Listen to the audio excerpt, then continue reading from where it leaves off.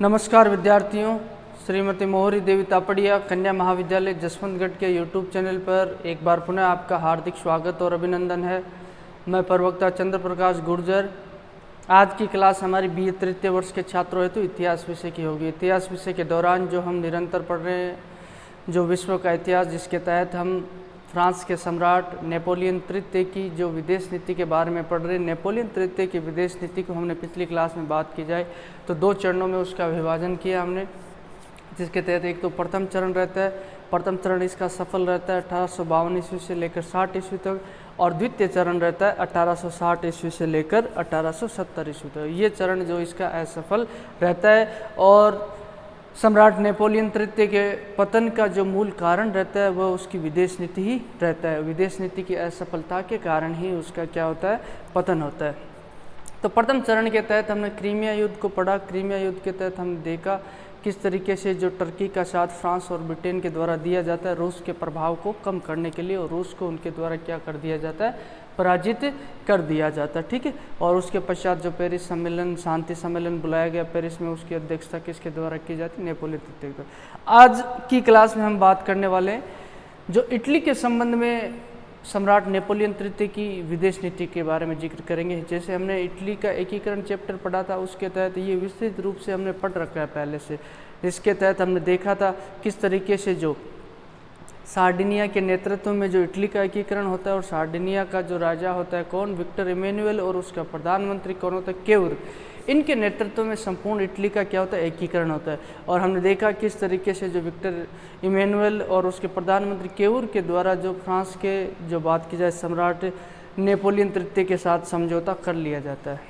अब पहले से जो अगर बात की जाए फ्रांस के जो शासक नेपोलियन तृतीय की नीति का उल्लेख किया जाए इटली के प्रति, तो पहले ये कॉर्बोनरी संस्था होती थी, गुप्त संस्था हमने पढ़ी थी। इटली के एकीकरण के दौरान आपको याद होगी कॉर्बोनरी संस्था जो गुप्त संस्था थी, जो इटली के एकीकरण के लिए, जो इटली के जो स्वतंत्रता संग्राम के लिए जो प्रयास कर रही थी। ठीक है। तो उसका सदस्य ये रहा हुआ था किसी वक्त अगर बात की जाए तो नेपोलियन तृतीय। तो इटली के एकीकरण में यानी कि जो संग्राम में, स्वतंत्रता संग्राम में भी इसके द्वारा जो भाग लिया जाता है। ठीक है। अब क्या परिस्थितियां रहती जब ये सम्राट बन जाता है, और किस तरीके से जो इसके द्वारा जो इटली के प्रति अपनी विदेश नीति अपनाई। एक तो ऑस्ट्रिया के प्रति जो अगर बात की जाए तो इसका रुख है, नेपोलियन तृतीय का रुख थोड़ा कड़ा रुख था, और उसके प्रति वह द्वेष था और दुश्मनी का भाव रखता था, क्योंकि इसका चाचा जो नेपोलियन प्रथम था उसके पतन में सबसे बड़ा हाथ किसका था, ऑस्ट्रिया का था। तो उस प्रकार से ऑस्ट्रिया को ये नीचे दिखाने का भी प्रयास करता था अगर जहाँ इसको अवसर मिले। लेकिन एक बड़ी समस्या ये थी कि जो फ्रांस के जो रोमन कैथोलिक है वो किसके समर्थक थे, ऑस्ट्रिया के समर्थक। अगर ऑस्ट्रिया के प्रति ये कार्रवाई करे तो उनसे दुश्मनी इनको मोल लेनी पड़ेगी, रोमन कैथोलिक है जो ऑस्ट्रिया के निवासी, फ्रांस के निवासी। तो इन परिस्थिति में कई दिनों तक इसके द्वारा निश्चय नहीं, अपना जो डिसीजन नहीं लिया जाता है, लेकिन अंततः इसके द्वारा सोच लिया जाता है, और ये जो क्या है इटली का सहयोग करता है, इटली का समर्थन इसके द्वारा किया जाता है। अब क्या परिस्थितियाँ बनती है कि नहीं, जैसे कि ये जो पेरिस सम्मेलन के दौरान जो केवुर किससे मिलता है, इस नेपोलियन तृतीय से मिलता है, सम्राट नेपोलियन तृतीय से। उस वक्त इसके द्वारा जो अगर बात की जाए अप्रत्यक्ष रूप से जो सहानुभूति प्रकट कर दी जाती है किसके द्वारा, नेपोलियन तृतीय के द्वारा, और जो इटली का जो बात की जाए अप्रत्यक्ष रूप से समर्थन किया जाता है केवुर को। अगर जो केवुर की और इसकी मुलाकात होती है तो इससे क्या होता है, केवुर का हौसला बढ़ जाता है। ठीक है। और इनके बीच में समझौता हो जाता है बात की जाए तो। उसी दौरान जो इस संस्था जो कॉर्बोनरी संस्था का सदस्य रहा था, उसके अलावा जो तो ये जो पेरिस सम्मेलन में मिल लेता है किससे, केवुर से। केवुर कौन है, केवुर जो प्रधानमंत्री है किसका, इटली का। ठीक है। और जो सार्डिनिया राज्य, उसके नेतृत्व में इटली का एकीकरण, सिसिली, नेपल्स हमने पढ़ा था, आपको याद होगा, लोम्बार्डी है, ये नीस सेवाई, जो रोम है, पोप वाला क्षेत्र है। तो इन सब का एकीकरण मिलाकर छोटे छोटे प्रांतों में विभाजित है इटली, और उन सभी को मिलाकर जो आधुनिक इटली का क्या होता है, निर्माण होता है। ठीक है। तो अब ये प्लोम्बियर्स नामक स्थान पे जो इनके बीच में एक गुप्त समझौता होता है, किसके बीच में, केवुर और नेपोलियन तृतीय के बीच में। हमने ये पढ़ा था इटली के एकीकरण के दौरान जुलाई 1858 इनके मध्य एक समझौता होता है इटली के प्रति, और वही नीति इसके द्वारा अपनाई जाती है। इटली के प्रधानमंत्री यानी कि सार्डिनिया के प्रधानमंत्री के साथ समझौता कर लिया जाता है नेपोलियन तृतीय के द्वारा। अब इसमें ये बात होती है, केवुर के द्वारा कहा जाता है कि अगर ऑस्ट्रिया और इटली में युद्ध होता है और इस युद्ध में जो फ्रांस ऑस्ट्रिया का साथ देता है, तो इसके बदले में जो इटली है इसको निस और सेवाई के जो प्रदेश है वह किसको सौंप देगा, फ्रांस को सौंप देगा। और ये समझौता इनके बीच में हो जाता है, ये बात कही जाती है और ये बात स्वीकार कर ली जाती है नेपोलियन तृतीय के द्वारा, और इस बात के आधार पर उसके द्वारा सैन्य सहायता करना स्वीकार कर लिया जाता है। उधर केवुर जो किसको उकसा रहा था, ऑस्ट्रिया को उकसा रहा था, वो चाहता था कि ऑस्ट्रिया किसी तरीके से हमारे ऊपर आक्रमण करे, हमला करे। तो उन परिस्थितियों में जो अप्रैल 1859 ईस्वी में ऑस्ट्रिया के द्वारा जो सार्डिनिया के विरुद्ध युद्ध की घोषणा कर दी जाती है।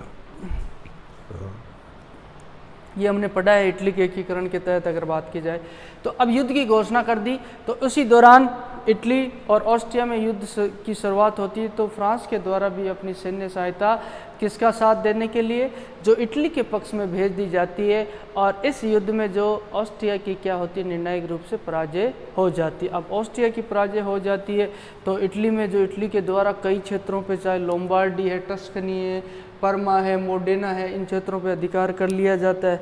ठीक है, तो अब फ्रांस अचानक से पीछे हट जाता है। ये नेपोलियन तृतीय पहले तो ये इटली का साथ दे रहा था, लेकिन अब ये इसलिए साथ दे रहा था कि किसी तरीके से जो इटली में जो ऑस्ट्रिया के प्रभाव को समाप्त कर दिया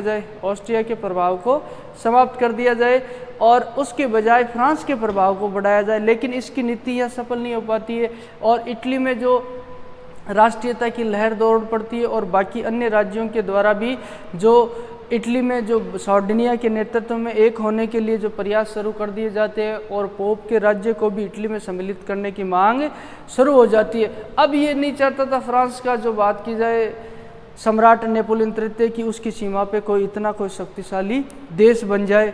अब इससे क्या, और उसके जो रोमन कैथोलिक है वो भी उसके विरोधी हो जाते हैं, फ्रांसीसी रोमन कैथोलिक है।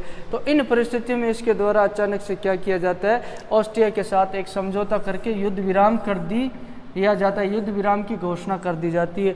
ये विला फ्रैंका संधि की जाती है, ऑस्ट्रिया और फ्रांस के मध्य हो जाती है, और इसमें जो ये बगैर इटली से पूछे बगैर पीछे हट जाता है और युद्ध विराम की घोषणा इसके द्वारा कर दी जाती है। अब इस बात का जब केवुर को पता चलता है तो केवुर काफ़ी आग बबूला होता है, और केवुर के द्वारा तो अपने जो राजा विक्टर इमैनुअल को द्वितीय को कहा जाता है कि इस युद्ध को जारी रखा जाए, लेकिन विक्टर इमैनुअल ने इस युद्ध को जारी नहीं रखा और मजबूरन उसके द्वारा भी जो क्या कर ली जाती है, ऑस्ट्रिया के साथ संधि कर ली जाती है। अब इस संधि के दौरान जो ये निस और सिवाई का प्रदेश देने की बात थी, किसको, और फ्रांस को देने की बात थी इटली की तरफ से, वह निस और सिवाई का प्रदेश बिल्कुल इसके द्वारा नहीं लिया जाता है, और मात्र सैनिक वे लिया जाता है फ्रांस के सम्राट नेपोलियन तृतीय के द्वारा। और अचानक से जो इस युद्ध से क्या है, पीछे हट जाता है, क्योंकि उसको लगता है कि इससे जो बात की जाए तो इटली का वर्चस्व काफ़ी बढ़ जाएगा, और उसी दौरान इस युद्ध में वह अपने आप को इस युद्ध से हटा लेता है, और मजबूरन जो बात की जाए इटली को भी इस युद्ध में जो पीछे हटना पड़ता है और उसके साथ ऑस्ट्रिया के साथ संधि करनी पड़ती है।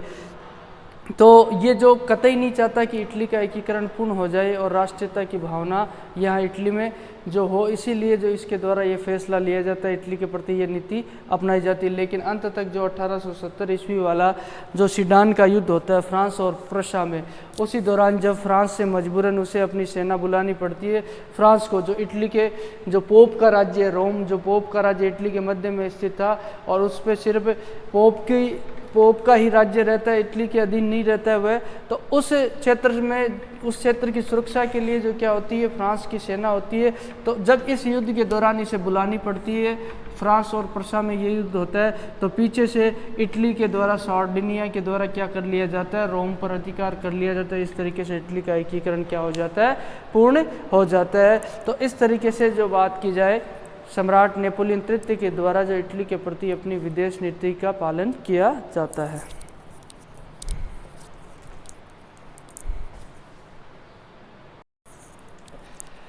तो विद्यार्थियों, आज की क्लास में हमने जो नेपोलियन तृतीय की इटली के प्रति जो नीति रहती है, उसके द्वारा जिस नीति का अनुपालन किया जाता है, इटली के लिए अगर बात की जाए तो अपनी विदेश नीति के तहत हमने देखा किस तरीके से वह इटली का एक बार साथ देता है और पुनः जब उसे लगता है कि इटली में राष्ट्रीयता की भावना की लहर फैल सकती है और इसके अलावा जो उसकी सीमाओं पे एक जो शक्तिशाली राज्य का निर्माण हो सकता है जिसके तहत उसके द्वारा जो पुनः पीछे हट जाता है। हमने देखा कि किस तरीके से जो इटली और ऑस्ट्रिया के मध्य जो युद्ध होता है उस युद्ध के दौरान शुरुआती दौर में तो बात की जाए नेपोलियन तृतीय के द्वारा जो सैन्य सहायता दी जाती है इटली को, और इस युद्ध में जैसे ही ऑस्ट्रिया की पराजय हो जाती है और उसके पश्चात इटली में जो एकीकरण की मांग तेज हो जाती है और अन्य राज्यों को जो मिलाने के लिए उनका एकीकरण करने के लिए जनता के द्वारा आवाज़ उठाई है, तो उन परिस्थितियों में जो बात की जाए सम्राट नेपोलियन तृतीय को ये लगता है कि उसकी सीमाओं पे एक शक्तिशाली राज्य का निर्माण होगा जो आगे जाकर उसको चुनौती दे सकता है। वह इटली में ऑस्ट्रिया के प्रभाव को कम करते हुए फ्रांस के प्रभाव को बढ़ाने का प्रयास कर रहा था, लेकिन इस उद्देश्य में वह असफल रहता है, जिस कारण उसके द्वारा जो अचानक से जो विला फ्रैंका संधि किसके साथ कर ली जाती है, ऑस्ट्रिया के साथ करते हुए युद्ध विराम की घोषणा कर दी जाती है। और इसी के पश्चात हमने देखा इटली को भी जो सार्डिनिया का शासक होता है कौन, विक्टर इमैनुअल, उसके द्वारा भी जो संधि कर ली जाती है केवूर के द्वारा विरोध करते हुए, और उसके पश्चात जो युद्ध को एक तरह से युद्ध विराम की घोषणा कर दी जाती है और जो निस और चिवाई का प्रदेश लेने की जो बात थी इसकी वह नहीं लेता है जो फ्रांस, और उसके अलावा बात की जाए सिर्फ सैनिक व्यय इसके द्वारा वसूला जाता है। और इटली का एकीकरण 1870 ईस्वी में जो सीडान के युद्ध के पश्चात संपूर्ण हो जाता है जो बात की जाए फ्रांस और प्रसा के मध्य होता है। तो इस तरीके से हमने इसको पढ़ा है, पहले भी आपको याद होगा, याद कीजिए आप इटली का एकीकरण जो हमने पूर्ण किया था उस इटली के एकीकरण के तहत हमने इसको विस्तृत रूप से पढ़ा था। आज इसका हमने संक्षिप्त अध्ययन किया, ठीक है। तो बोलिए यहाँ तक आपको कोई चीज़ समझ में नहीं आई हो, किसी तरह की समस्या हो, शंका हो तो आप निसंकोच पूछ सकते हो। आपके पास शैक्षणिक व्हाट्सएप ग्रुप प्लेटफॉर्म अवेलेबल है, उसके माध्यम से भी आप अपनी बात मुझ तक पहुँचा सकते हो और मैं उम्मीद करता हूँ आपको बेहतर तरीके से समझ में आया हो। फिर भी और आपकी जो अध्यापन से संबंधित किसी तरह की राय या सुझाव हुआ भी आमंत्रित है। तो आज की क्लास के लिए बस इतना ही, और एक बार पुनः सभी विद्यार्थियों का बहुत बहुत धन्यवाद।